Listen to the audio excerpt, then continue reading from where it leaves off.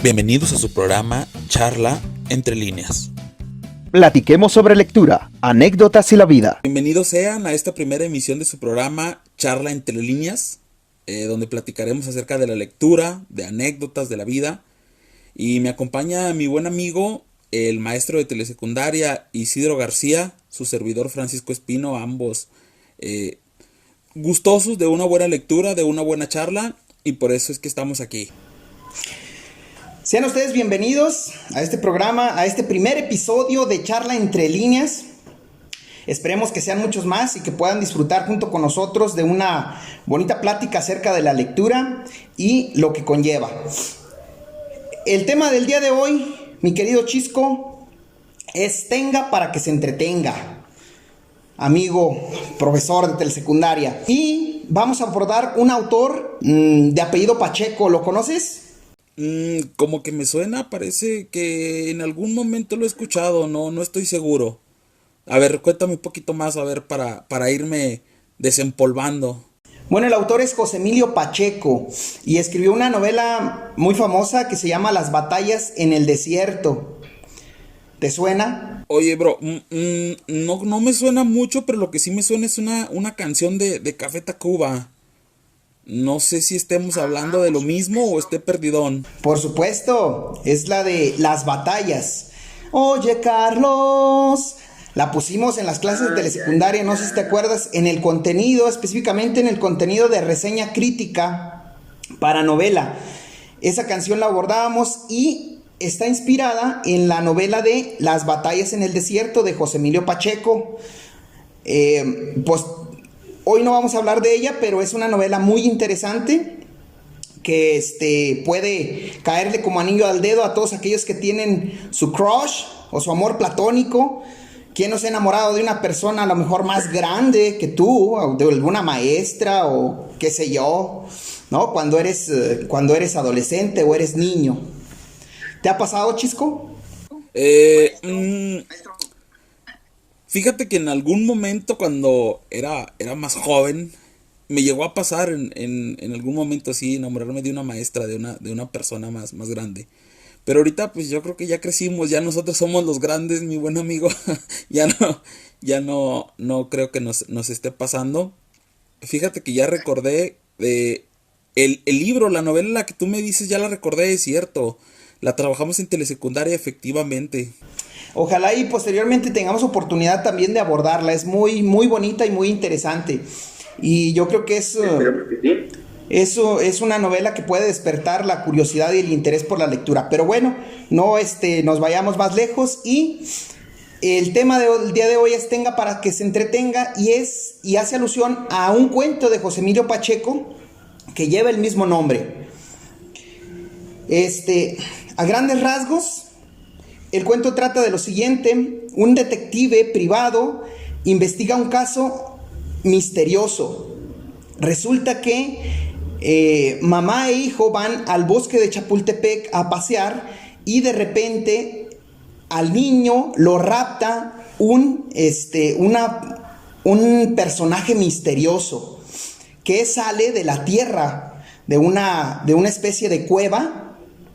Y la mamá, un poco distraída, le da permiso de ir a aventurarse a la cueva donde vive esta persona y el niño no es encontrado. Entonces es un misterio que hay que resolver.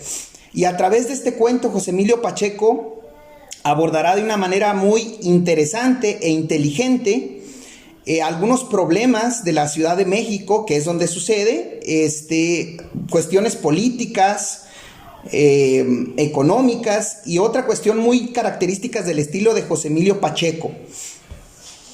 A grandes rasgos esto es de lo que trata el cuento, es muy interesante y me gustaría saber qué te pareció el cuento y qué te interesó más de él, mi estimado amigo profesor. Fíjate que se me hizo muy interesante esta recomendación tuya para empezar este programa. Se me hizo muy interesante porque lo aborda de tal manera que te dejas ir por la historia, por la trama. Empieza como un reporte policial de un detective privado. Pero a su vez, ese detective privado se convierte en el propio narrador de la historia. Él, aparte de que informa, pues narra la historia. Y te lo cuenta, te lo da de una naturalidad tal de que todo es real. En el cuento todo es real y en tu imaginación todo es real. Que ya un poquito más adelante tendrá sentido este comentario. Fíjate que esta parte de relatar un hecho sobrenatural, haciéndolo real, también me interesa mucho, me llamó mucho la atención la forma en que lo trata. Y yo creo que para mí el punto que más me llamó la atención fue la parte de la zona en la que desapareció el niño. En esta parte de lo sobrenatural, específicamente hay una zona en la cual desaparece el niño que tiene un porqué, en la historia tiene un porqué. Perdón que te interrumpa, mi estimado, si recordamos el cuento, Olga, la mamá del niño, percibe elementos sobrenaturales en el bosque del Chapultepec, específicamente en los árboles, ¿no? Árboles que aparentemente están aplastados por el peso de algo invisible, y ella piensa que son de otro mundo, pero hay más sobre esto, y yo creo que a eso vas, ¿verdad? Que te interesó. Era un bosque considerado sagrado para una de las culturas de México, que son los aztecas, los mexicas. Pudiéramos platicar algo de eso, porque es bien interesante. Exacto, mira, déjame nada más leer textual este parrafito que es el que nos lleva a esa parte de la historia. Dice: los árboles de ese lugar tienen formas extrañas, se hallan como aplastados por un peso invisible. Esto no puede atribuirse al terreno caprichoso ni a la antigüedad. El administrador del bosque informó que no son árboles vetustos como los ahuehuetes prehispánicos de las cercanías. Datan del siglo XIX. Cuando actuaba como emperador de México, el archiduque Maximiliano ordenó sembrarlos en vista de que la zona resultó muy dañada en 1847, a consecuencia de los combates en Chapultepec y el asalto del castillo por las tropas norteamericanas. Fíjate que esa parte, ya lo leí textual del cuento, pero esa parte en la que se nos desarrolla esta trama interesante de la historia, tiene un nombre, en la actualidad tiene un nombre. No tengo el gusto de haber visitado el bosque de Chapultepec, pero en específico esta área se llama Audiorama. Es un espacio pues un tanto de recreación por el espacio. Me eché un clavadillo ahí en la investigación, pero que tiene orígenes prehispánicos. Todo este misticismo tiene orígenes prehispánicos, lo decías tú, un origen mexica, en donde se conocía como un lugar que conduce al Mictlán. El Mictlán, pues, sabemos que es un portal entre el mundo, entre los vivos y los muertos. Y entonces este espacio en específico del bosque, pues tiene ese antecedente prehispánico, ¿sí? Y que José Emilio Pacheco lo retoma en el cuento de una forma, pues, magistral al hacer esta desaparición. En la narración, la desaparición tiene ese porqué. O sea, si nos remontamos al apartado histórico, tiene un porqué la desaparición. Además, el personaje que se lleva a Rafael, que es el nombre del niño, menciona algo cuando Rafael está jugando con un caracol. Sale este personaje misterioso, y aparentemente pues de la tierra, y le dice que deje en paz al caracol. Que los caracoles son muy importantes porque conocen mejor que las personas el inframundo, y hace referencia de alguna forma a esta leyenda de los aztecas, de los mexicas. Y bueno, el bosque de Chapultepec pues tiene una trayectoria histórica importantísima. También recordemos que ahí en el bosque de Chapultepec, pues también ahí vivió Maximiliano de Habsburgo y Carlota, ¿verdad? Que también en el cuento lo mencionan a Maximiliano de Habsburgo. Y Algunos lectores piensan que el que salió dentro de la cueva, el que salió de la cueva era Maximiliano de Habsburgo, que posteriormente Olga lo desmiente, ¿verdad? Exacto, o sea, posteriormente de que aparecen en este espacio en específico del bosque, como tú bien lo mencionas, hace aparición, sale a la luz, yo creo que el personaje más importante del cuento. Ese humano, ese monstruo, ese ser que, que es quien rapta a Rafael. Es quien se lleva al niño y no se lo llevó a la fuerza, no lo obligó, simplemente lo persuadió por la curiosidad de todo niño y también persuadió a la mamá, persuadió a Olga, que eso es muy importante, esa parte de persuadir a una mamá para quitarle a su hijo, lo hizo de una manera que nadie se dio cuenta, ni el niño ni la mamá se dieron cuenta que estaban siendo raptados, que estaba siendo sustraído el niño de las manos prácticamente de su mamá. Y ese personaje, ¿cómo lo ves? ¿Tú cómo te lo imaginas una vez que leíste el cuento, que hizo su aparición y desaparición? ¿Tú cómo lo viste? No sé si pudieras compartírnoslo. Mira, pues a lo mejor lo estaba guardando para el final, pero de hecho hice un dibujo referente al cuento. También me eché un clavado a la investigación de cómo vestían los alemanes en la época del romanticismo. Entonces encontré ahí alguna vestimenta, prácticamente la copié y la adapté a lo que yo imaginaba. Y pues si quieres comparto mi dibujo y ya me dices si estoy acertado o tú te imaginaste otra cosa distinta. ¿Cómo ves?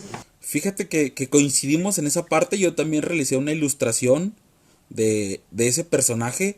Pero adelante, muéstranos tu obra y posteriormente checamos ahí a ver si tenemos algunas coincidencias. Compártenos tu obra, por favor. Bien, pues mira, en este dibujo, voy a empezar de abajo hacia arriba, aparece la cueva donde salió este personaje. Trae en la mano un periódico, en una mano trae un periódico y en la otra trae una rosa y un alfiler que hacen alusión a las palabras que le dijo a Olga, para de alguna forma distraerla mientras se llevaba a Rafael, para llevarse a Rafael, mejor dicho.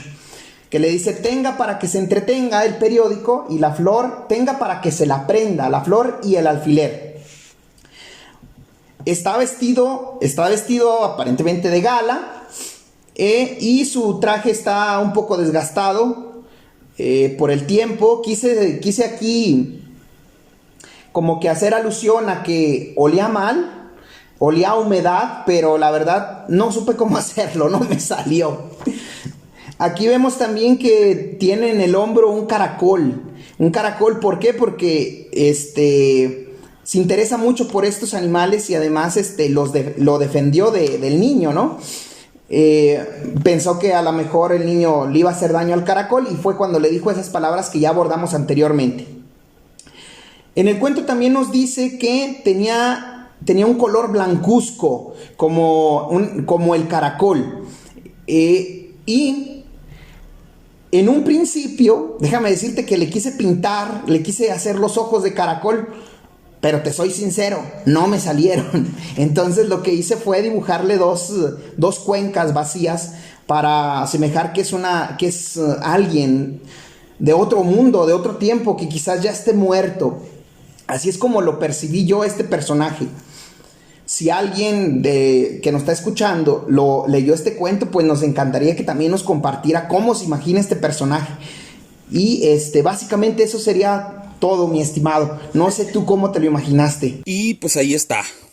Yo creo que compartimos algunos elementos como la calvicie del personaje. Mostramos... Compartimos, bueno, lo dibujaste, a lo mejor se te pasó mencionarlo, pero lo dibujaste.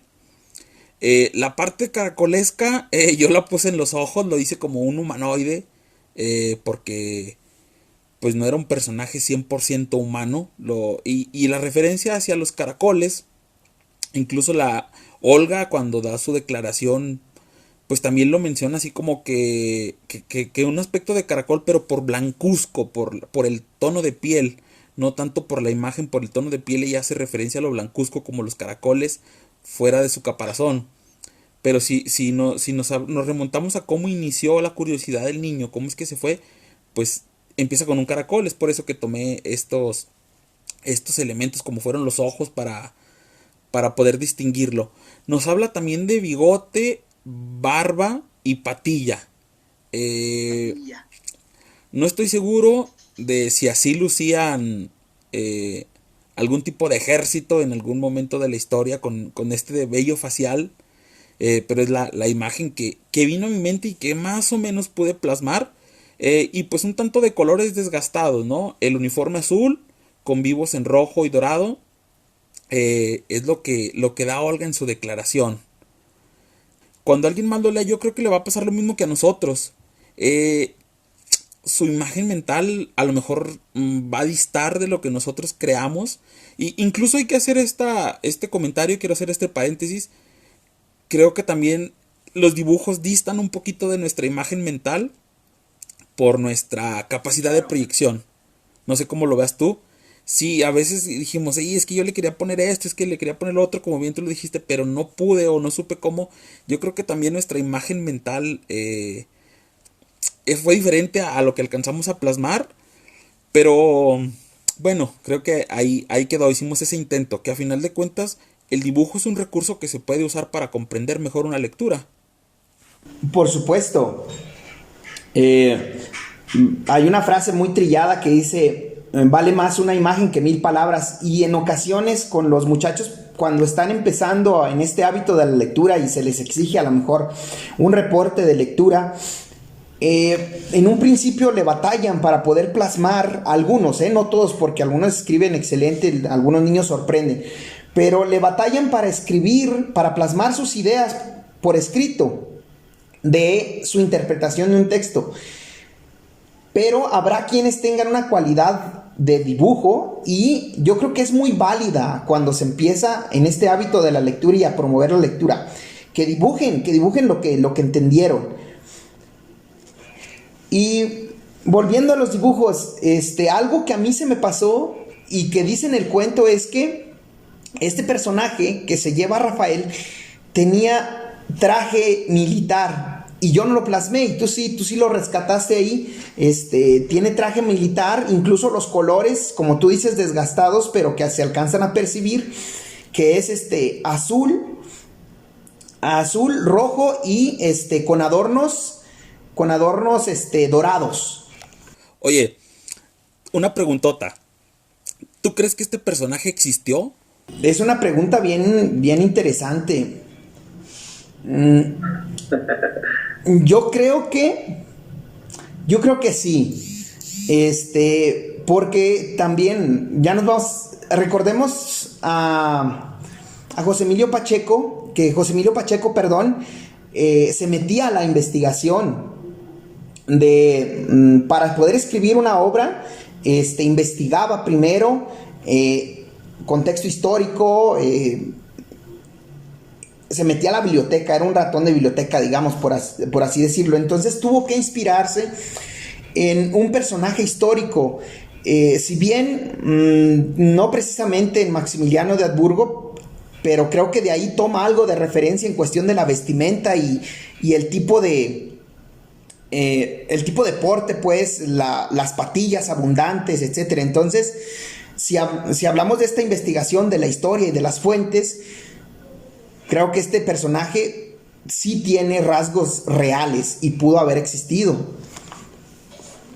Además, yo no sentí el brinco cuando estuve leyendo el brinco de lo real a lo fantástico. Yo me la creí que este personaje era real y me lo imaginé. Sí, creo que coincidimos, me pasó lo mismo. O sea, empiezas a leer y vas fluyendo la historia y no sabes en qué momento es un humanoide, en qué momento es un alienígena, en qué momento es un robachicos, en qué momento es real o no es real en la historia. Porque cuando tú lees el cuento al momento de hablar de espacios reales, de personas reales, de personas históricas. O sea, tú te lo crees como que pasó, como que en verdad pasó. Y entonces dices tú, no, pues a lo mejor en esa época, en 1943, en la que se desarrolla la historia, pues el tráfico de la Ciudad de México, el bosque de Chapultepec, ciertos elementos, Maximiliano. Y entonces tú dices, ah, pues bueno, entonces el personaje también existió. O sea, el robo pasó, el personaje existió. Yo lo veo así igual que tú, coincidimos creo que en ese aspecto en el que pues es real. Ya habrá quien nos diga, no, no fue real o sí es real, pero coincidimos al menos en esta primera parte. Además que en México hay personajes bien extravagantes y especialmente en la Ciudad de México hay cada personaje bien extravagante y pues no sabemos si alguien se disfrazó de esa persona para poder raptar al niño, ¿no? Ahorita que hablas de algo del contexto histórico de 1943, 40 y por ahí, me acordé de que en ese tiempo estuvo en la presidencia Manuel Ávila Camacho, pero Manuel Ávila Camacho no aparece tanto, pero sí el hermano de Manuel Ávila Camacho, y creo que se lleva que al igual que el personaje que se roba al niño, también se roba de alguna forma la atención en el cuento. ¿Sabes algo de Maximino? Creo que se llamaba así, Maximino Ávila Camacho. ¿Sabes algo de él? Fíjate que no estoy muy documentado al respecto, pero pues llega también a ser parte importante de la historia y es por eso que hacía el comentario de la realidad que maneja este cuento, en donde te habla de personajes que existieron. O sea, personajes de la política mexicana que en verdad existieron. En verdad desarrollaron o llevaron a cabo ese puesto que se habla en el cuento, que existieron y que estuvieron ahí en ese momento. Fíjate, este cuate, Maximino, no es la primera aparición en obras literarias. También hay una obra literaria que se llama Arráncame la vida, de Ángeles Mastretta, que se inspira en este personaje de Maximino Ávila Camacho. Y bueno, investigué un poquito sobre él. Si alguien conoce más información sobre esto, pues también nos gustaría escucharla. Pero es bien interesante este personaje porque tanto Manuel Ávila Camacho como Maximino participaron en la Guerra Cristera y tenían, digamos, personalidades muy diferentes. Mientras Ávila Camacho era más moderado, este amigo Maximino mataba, torturaba rehenes y en el cuento aparece ahí un fragmento donde se le levanta una calumnia a Maximino, por así decirlo, donde dice que tenía amoríos con Olga, la mamá del niño, ¿no? Y se vio mal porque era muy amigo del esposo de Olga, el ingeniero Andrade, creo que así se llama, y el reportero después amanece muerto. Pues hay una historia muy parecida que sucedió. Resulta que en alguna ocasión a Manuel Ávila Camacho, un militar que padecía de sus facultades mentales, lo amenazó, lo ofendió a Manuel Ávila Camacho y Maximino lo torturó y lo mató. Entonces, no está alejado de la realidad. Todo eso yo creo que lo tuvo que investigar muy bien José Emilio Pacheco para poder plasmarlo, como tú lo dijiste, de una manera magistral. Y en la lectura de cuentos, de novelas, no solamente está los personajes ficticios, sino que también hay historia, hay geografía, hay política, ¿no? Sí, sí, exacto. Incluso, fíjate lo que tuvo que estudiar él para escribirlo y en lo que nos pudimos haber echado un clavado nosotros, que acertadamente tú lo hiciste en esta parte de la parte política, para poder comprenderlo, para poder desmenuzar un poquito más y darle más significancia al contenido de este cuento. Es un cuento no muy largo, pero que nos da para platicar y para desenmarañar muchas cuestiones históricas, políticas, sociales, que también fíjate que yo lo veo, veo este cuento y la trama como un reflejo de la sociedad y de los medios que no ha cambiado desde ese entonces hasta la fecha. A partir de una tragedia, a partir de un suceso, te enmarañan una historia, te arman un cuento, te dan amoríos, te hacen una telenovela y a final de cuentas la parte medular pues se deja de lado y entonces empiezan a salir otras cuestiones. ¿Desde qué año estamos viviendo como sociedad mexicana ese pan y circo? Como si José Emilio Pacheco fuera algo así como un profeta, ¿no? Que predijo de alguna forma lo que estaríamos viviendo a estas alturas. La prensa amarillista, cómo las personas a veces se olvidan de problemas que realmente importan, que están sucediendo en el país, la violencia, la inseguridad, la corrupción, y se dejan engatusar, por así decirlo, por noticias simplonas, no sé cómo decirlo, que carecen de sustento y se olvidan de todo eso. Era lo que decían también en el cuento, en un apartado, que las personas se aventuraron a leer el misterio de Chapultepec y dejaron de lado todo lo que estaba pasando en el país porque estaba en época de la Segunda Guerra Mundial, y México también se vio involucrado en la Segunda Guerra Mundial. Recordemos por ahí que hundieron un buque mexicano en el Golfo de México, y el responsable fue Alemania, ¿no? Y creo que fueron hasta dos buques. Entonces fue cuando Manuel Ávila Camacho entró también a la Segunda Guerra Mundial. Y todo eso estaba pasando. La gente vivía antes de esa tragedia del misterio de Chapultepec. Ahí en el cuento dice que la gente vivía esperando que bombardearan México, vivía preocupada, había también algo de crisis económica, y cuando llega este relato en los periódicos, la gente se empieza a olvidar de todo eso, ¿sí? Se empieza a olvidar de la realidad, y eso es trágico como mexicanos, ¿no? Fíjate que es parte, yo creo que de nuestra falta de conocimientos, porque desconocemos la historia. Fíjate que en el 2017, en el sismo en la Ciudad de México, nos aplicaron algo similar.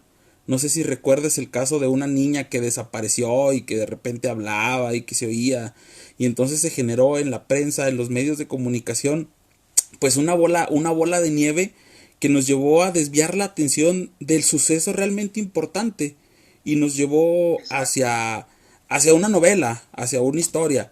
Y entonces es una anécdota de hace 3 años, 4 años, pero que nos la contaron hace más de 20 años. Y no nos la aprendemos, porque estoy seguro que nos la van a volver a aplicar. Es el compromiso de José Emilio Pacheco con la realidad, es de valorarse con la realidad de en aquel entonces, en el que estaba viviendo el país, es de valorarse. Y también yo creo que si todavía viviera José Emilio Pacheco, estaría escribiendo sobre lo que está sucediendo actualmente, y nos metería en esa crítica a través de la narrativa, como lo hace con sus historias. Y sigue vivo José Emilio Pacheco.